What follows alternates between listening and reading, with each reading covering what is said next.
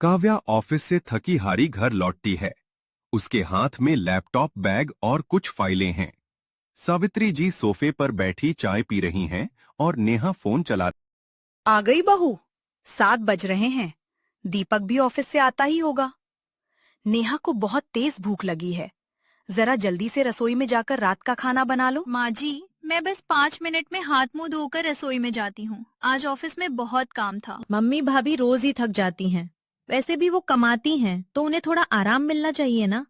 आप हर काम उन्हीं से क्यों करवाती हो? देख नेहा, तू अभी नादान है। बहू चाहे जितना भी कमा ले, घर संभालना उसी की जिम्मेदारी है। कल को तेरी शादी होगी। अगर तू काम नहीं करेगी तो तेरी सास भी यही चाहेगी। मैं तो इसे गृहस्थी सिखा रही हूँ। काव्या रसोई में खाना बना रही है।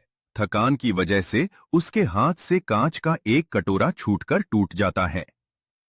आवाज सुनकर सावित्री जी और नेहा रसोई की तरफ भागती हैं। अरे अरे, ये क्या कर दिया काव्या? ध्यान कहाँ रहता है तुम्हारा? इतना महंगा सेट था, एक ही झटके में तोड़ दिया।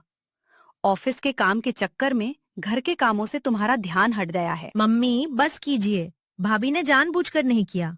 वो सुबह से ऑफिस में कंप्यूटर के सामने बैठकर थक जाती हैं, फिर भी यहाँ आकर हमारे लिए खाना बना रही हैं। क्या इस घर में सिर्फ भाभी की ही जिम्मेदारी है? मैं भी तो यही रहती हूँ।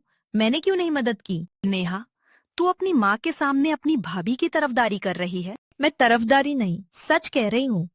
कल को मेरी शादी होगी और मेरी सास भी मेरी थकान को ना समझकर मुझ पर ऐसे ही चिल्लाएगी, तो आपको कैसा लगेगा? क्या आप देख पाओ भी कि आपकी बेटी ससुराल में रो रही है? नेहा की बात सावित्री जी के दिल को छू जाती है।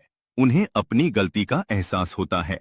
अगली सुबह काव्या जल्दी उठकर रसोई में जाती है तो देखती है कि सावित्री जी और नेहा पहले से ही वहां चाय और नाश्ता बना रही है। माँ जी, आप रसोई में? मुझसे उठने में थोड़ी देर हो गई, मुझे माफ कर दीजिए। अरे रुक काव्या, घबरा मत। आज से इस रसोई और इस घर पर सिर्फ तेरा हक या तेरी जिम्मेदारी नहीं है। कल नेहा ने मेरी आंखें खोल दी। हाँ भाभी, माँ ने सही कहा। जब हम सब मिलकर घर चलाते हैं तो काम भी मिलकर ही करेंगे। अब से आधी जिम्मेदारी मेरी और आधी माँ की। हाँ बहू, मैं भूल गई थी कि तू किसी की बेटी भी है। अगर मैं चाहती हूँ कि मेरी बेटी को ससुराल में प्यार मिले, तो मुझे भी तो अपनी बहू को बेटी बनाकर रखना होगा।